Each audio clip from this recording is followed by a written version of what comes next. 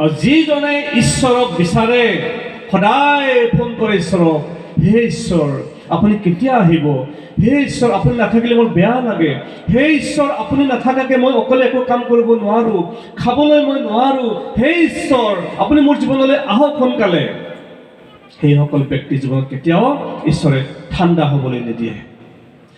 শয়তানে ঈশ্বৰে আমাক দিয়া যি প্ৰাণবায়ু, এই প্ৰাণবায়ুখিনি শয়তানে আমাৰ জীৱনৰ পৰা উলিয়াই ল'বলৈ চেষ্টা কৰে, আমাৰ জীৱনৰ পৰা উলিয়াই ল'বলৈ চেষ্টা কৰে।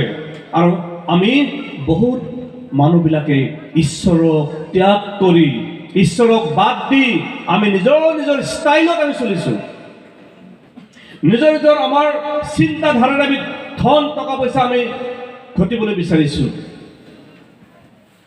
আমি ৰাতিপুৱাৰ পৰা গধূলিলৈকে কেৱল খামুচিছোঁ। কিয়? কেৱল খামুচিছোঁ ৰাতিপুৱাৰ পৰা গধূলিলৈকে। কিয় খামুচিছোঁ? কাৰণটো কি? আমাক টকা পইচা লাগে, আমাক মান সন্মান লাগে, আমাক বহুত কিবা কিবি লাগে, মহেশতাতি। নতুন প্ৰভুক গ্ৰহণ কৰা এজন ল'ৰা, সি মোক আজি কৈছে, ছাৰ আগতে মই বহুত কিবা কিবি বিজনেছ কৰিছোঁ, কি কৰিছোঁ, সি গাড়ীও চলায়, গাড়ীও আছে তাৰ, কিন্তু ৰাতি টোপনি নাহে, বৰ বহুত অশান্তি। এতিয়াতো মোৰ ইমান ভাল লাগে ছাৰ। বোলে কিয়? নাজানো কিয় ভাল লাগে, বিৰাট ভাল লাগে বোলে। এয়াই হৈছে বাবাৰ লগত থকা শান্তি। Praise the lord. দেউতাৰ লগত থকা শান্তি। মোক শ্ৰুতি সুধিছে, সোমবাৰে আপুনি আহিব পাপা, মোৰ কাৰণে কি কি আনিব? মই এতিয়া নামবিলাকতো ক'ব নোৱাৰোঁ কি কি লৈ যাম। মই কৈছোঁ তোমাৰ কাৰণে মই ঢেৰ বস্তু লৈ যাম। হয় বুলি কৈছে, মই বহুত বস্তু লৈ যাম।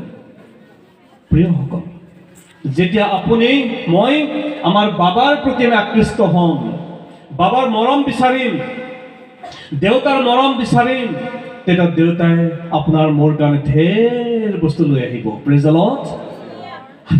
কি কি লাগে আপোনাক মোক ঢেৰ লৈ আহিব।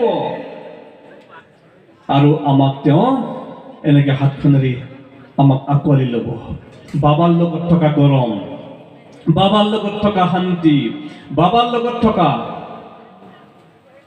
আমাৰ ঘৰত কেম্পাছটো গোটেই লাইট জ্বলি থাকে। মোৰ ছোৱালীজনীৰ কথা আমি আৰু কৈছোঁ, বাহিৰলৈ গ'লে ভিতৰতে লেট্ৰিন বাথৰুম আছে, ভিতৰতে আছে, পাপা আহক না। বোলে কিয়? ভয় লাগে। ভিতৰতে লেট্ৰিন বাথৰুম, ওচৰতে বিছনাৰ ওচৰতে আছে, তথাপি ভয়। যেতিয়া মই থাকিম এতিয়া কেনেকৈ, মোৰ ভয় লগা নাই এতিয়া। প্ৰিয়সকল, বাবা যদি থাকে ভয় নালাগে, দেউতা যদি লগত থাকে ভয় নালাগে।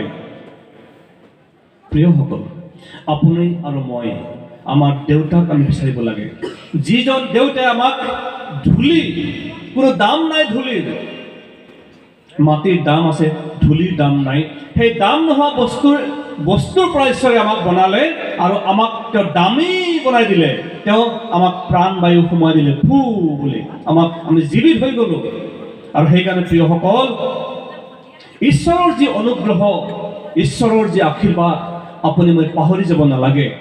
কাৰণ আমি মৰি আছিলোঁ, আমি এটা মূৰ্তিহে আছিলোঁ, আমাৰ জীৱন নাছিল।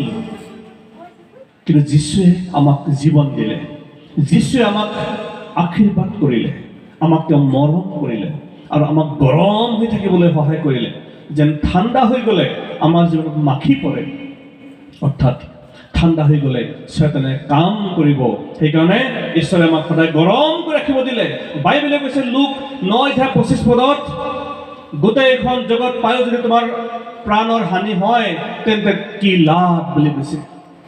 প্ৰিয়সকল, আমি ধন ঘটিছোঁ, আমি বহুত কোৱালিফাইড হৈ গৈছোঁ, আমাৰ বহুত মান সন্মান বাঢ়ি গৈছে, আমাৰ ঘৰ দুৱাৰ ডাঙৰ ডাঙৰ হৈছে, আমাৰ বহুত কিবা কিবি হৈছে, আমাৰ টেলেণ্ট বাঢ়িছে, আমাৰ অৰ্হতা আছে, আমাৰ চাৰ্টিফিকেট আছে, আমাৰ ডিপ্ল'মা আছে। বাইবেলে কৈছে প্ৰিয়সকল এইবিলাক কাম নাই।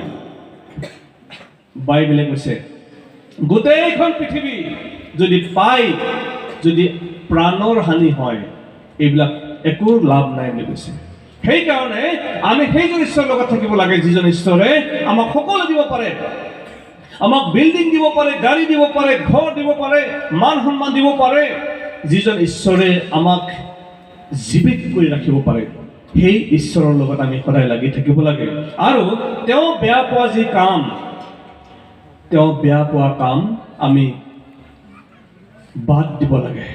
আমি অনুতপ্ত হ'ব লাগে, আমি কনফেছ কৰিব লাগে, আমি ৰিয়েলাইজ কৰিব লাগে, প্ৰভু মই বহুত ভুল কাম কৰি পালোঁ, মই বহুত পাপ কৰি পালোঁ।